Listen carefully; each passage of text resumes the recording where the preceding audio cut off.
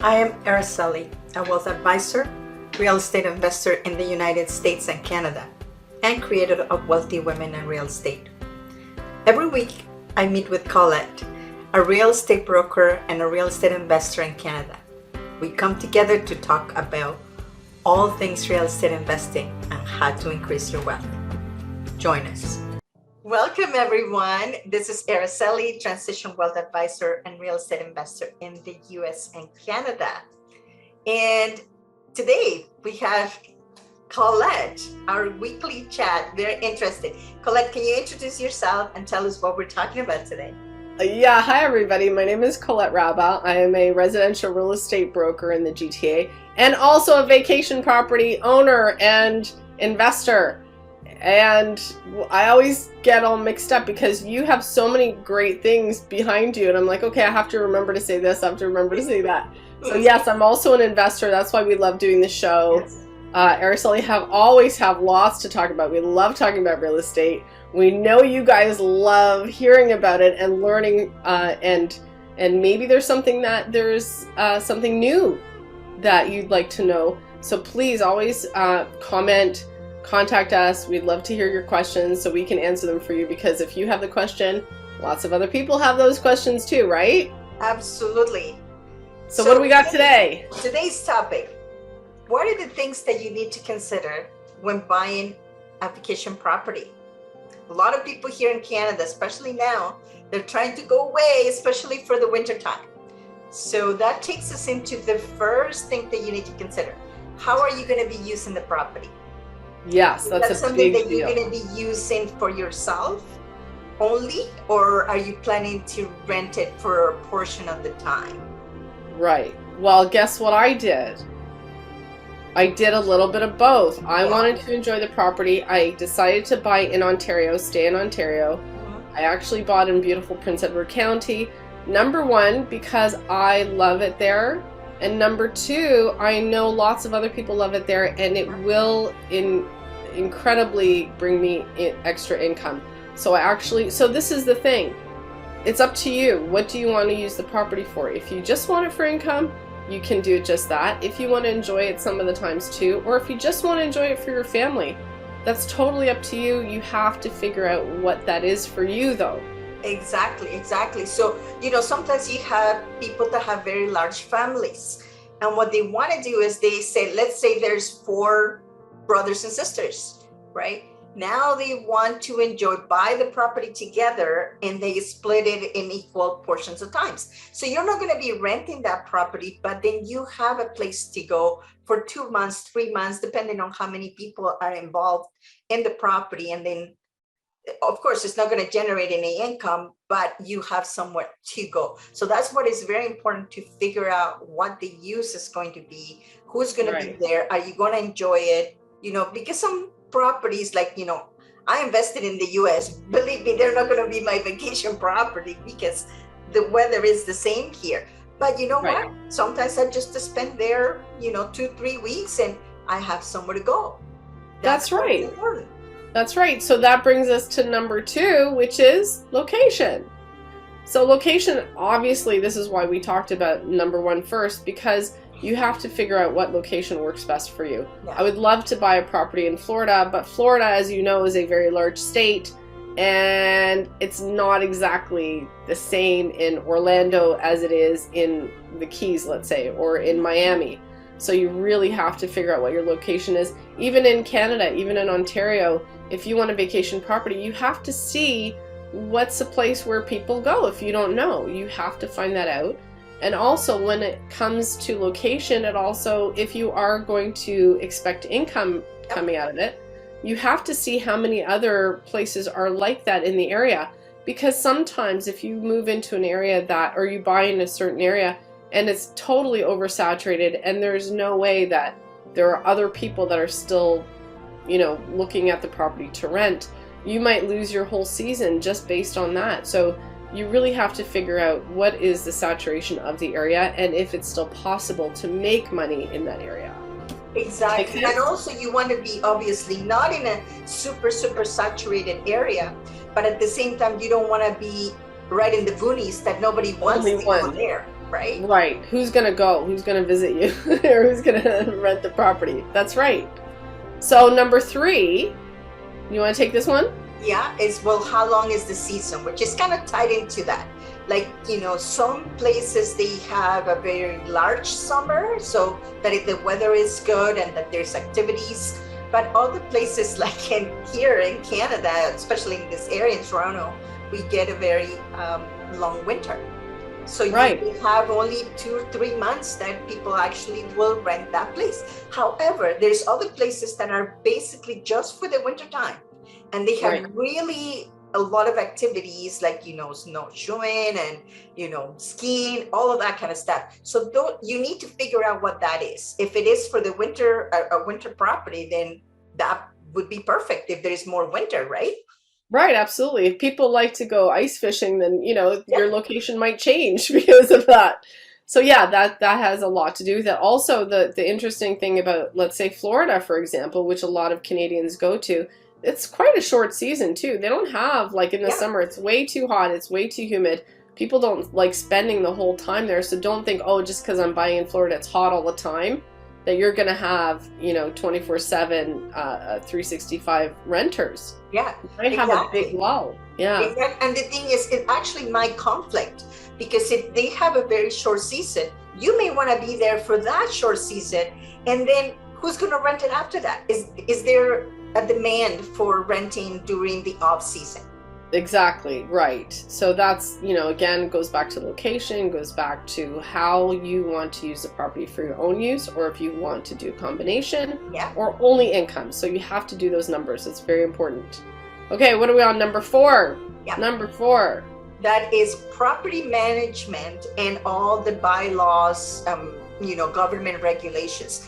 This is very important because now with Airbnb, certain areas or certain properties won't allow you to do that.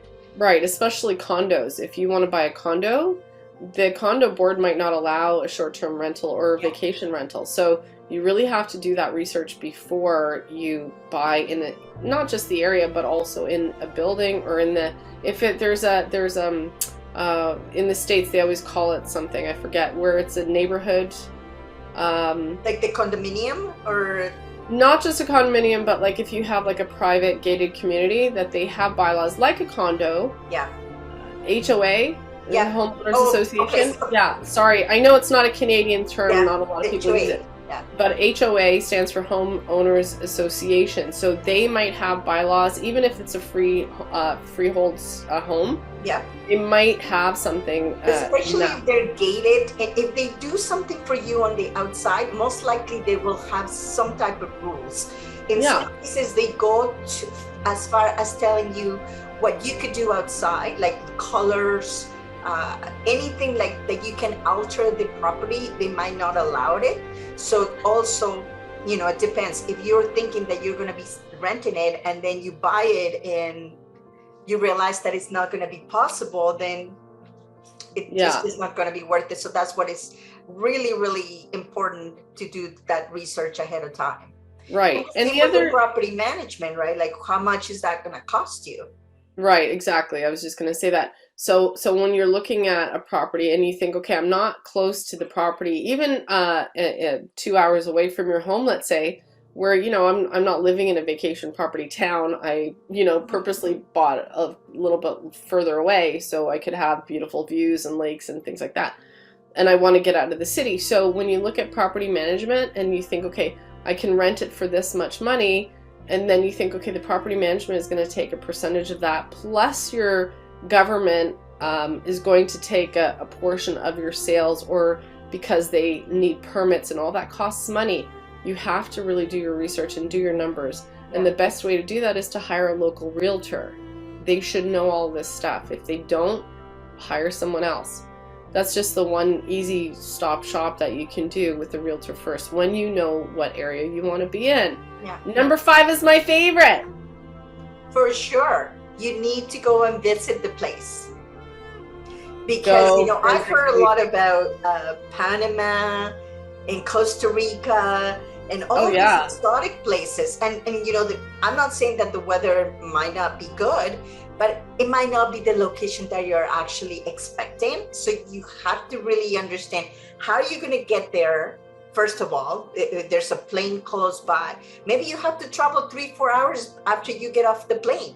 You may not want to do that, right? Are the roads okay to get there, right? But not just that, also, does a are there property managers in the area? They might not physically exist where you want to be. If you want to go out in the bush somewhere in Australia, they might not exist. But also, more importantly, is the weather. Because if let's just say you find a beautiful place in Costa Rica, the weather might be really terrible when the times that you need to rent it. Yeah. And you have no control over that. So if you physically go when you think that this is the season to rent it, physically go, check it out, learn where the local shops are, who the local people are. That's the best advice I can give anyone, because that will make or break. You can see who the neighbors are, you can see who's walking around, you can see if it's a safe neighborhood. There's so many things about physically checking out the location before you even think about buying. Yeah, absolutely. And a lot of people claim that, oh, you can do everything remote. You can do many things remotely right now, but not everything. That's what real estate is, real, right? You got to be there, you got to touch it. Right. Because you never know. I've seen many pictures. I've seen hundreds of properties. And when you look at it on paper, it looks pretty good. But when you actually go there, nothing like you see in the pictures. Pictures could be altered. Pictures could be, depending on the angle, might not show what it actually is there. So always look. And the neighborhood, you'll never get a sense of the neighborhood until you're there. Right. You don't know. Yeah. That's right. You don't know if there's a factory like a street away, or if there's noise. That's the one big thing for me. If I buy property and I'm going on vacation and I want to spend time, it has to be quiet. I'm not one of those vacationers who wants to go to a big city. I don't want to go to Miami to vacation. Yeah. I want quiet. I want beach. I want silence. Crickets are even too loud. So unless you go and physically check out the location, you never know. You don't know what's going on. Maybe the whole neighborhood's being, under construction. Yeah. There's a huge build. That's going to be years and years of noise. So check it out. And that's the most fun. Check it out. Go yourself. Absolutely. Why not? Absolutely. So that's awesome. So if you were thinking about buying a property, remember these 5 things. First of all, decide if it's for personal or for income producing property. The second one is to have the location. And not only that, but the saturation on if it's for a rental. When is it going to be that it's part of parcel, right? How long is the season? Right. If you're going to be renting 2 months or versus, the whole year, it could be, right? And sure. The next one is property management and bylaws. What are you allowed or not allowed to do? And the last one, and the fun part, is visit it yourself, walk around, go around, see how you're going to get to the property, what's there, and see your neighbors and talk about it and find out if it is a good location. Yeah, and you know what? A lot of the times with location, it's about the people that are around, the shops that are around, the neighbors that are around. If you luck out and you get wonderful neighbors and you get, wonderful little shopkeepers that that they're there for the people that are coming every season. That's what you want. That ideally, you want it easy. You want to make it nice and easy and no, hardship on how do I do this. Do your research. It's so fun. Go to lots of locations, figure out where you want to be, and take notes.